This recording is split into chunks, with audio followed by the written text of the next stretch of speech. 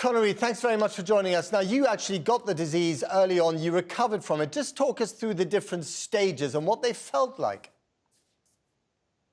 Yeah, so this particular virus, it happens in different stages, as you said. You get better before you get worse. So in my case, the first stage was I had the cold. Just a common cold. My nose was stuffy. I had ear problems, sinus problems, that sort of thing. But then you get better before you get worse. So I was getting better, and that's when I got hit with the flu. Now, I've had the flu half a dozen times, and this was probably the worst I've felt with that. It really was quite bad. It wasn't life-threatening, but I did feel terrible. With the flu, I was stuck in bed. I had a headache. I just generally feeling unwell. I was getting better from the flu, and that's when I got hit with pneumonia. Now, the pneumonia, I've never had that before, so that was quite serious for me, and that's the point I went to hospital. And when you had the pneumonia, just describe to us, and we've all heard the word, but none of us, or most of us, don't know what it feels like. What did that feel like to you? Yeah, so pneumonia, it feels like you've only got 20% of your lungs working. You can't take a full breath like you need to. If you stand up and go and walk into the kitchen, you're out of breath because you just can't get that breath. It also sounds like you're breathing through a bag. Your breath is very crackly and croaky. It generally is not a fun thing at all, and it can be very, very serious. And you're young and you look healthy, so that must have been a really scary thing. Yeah, during that time it was. Just because I don't really drink, I don't smoke, and having that problem was very scary, just because breathing is vital to life. If you can't breathe, you can't live. And so having that being affected was quite a serious thing. How long have you now been living in this apartment, in this room that we can all see, in isolation? I've been here for 40 days now, over 40 days. It's been a long 40 days, to be honest. And how does that feel, 40 days? Because you're on your own, right? You have a cat, but you're on your own. You're not living with other people. Yeah, well, with the technology age now, I can message somebody straight away all over the world. So it's not very lonely as such. I can speak to people on Facebook, on my phone, no problem with that. But the actual interpersonal interaction that I'm lacking, that definitely is taking a toll. So do you miss the face-to-face contact with other people? I do, yes, and many other people are in the same boat as well, because you go down on the streets, and normally this city is very vibrant, and there's a sense of life.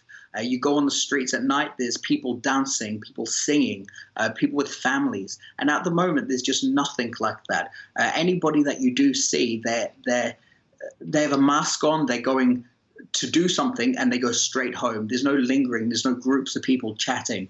It's quite sad, really. What about your mental health and the mental health of the people that you're communicating with in Wuhan? Mental health-wise, we're all in the same boat. There's nothing we can do about it, so there's no point us being down or being unhappy. It's just, it is what it is. It will be gone soon. We'll get over it. Do you imagine people in Britain living the same way that you're living at the moment because they have to, because of the rate of infection? No, I don't. I think that lifestyle is very different here in China. There's no Western influence. It is completely foreign to what we would be used to. I believe that a lockdown of a week or maximum 2 weeks in the UK would be fine, but then people would be wanting to get out. People would be wanting breaking the curfew. And there's no way that the government could really stop them doing that. So, considering what you've had to go through, do you think that eventually you will feel safer in China when it comes to the virus than if you were living in the UK? I believe yes and no. The city that I'm in, it's very densely populated. You've got thousands of people in the same area. So I believe that the spread happened here so fast because of that. But back in the UK, I believe that the government will have a handle on it and will be able to deal with it in the manner that they should.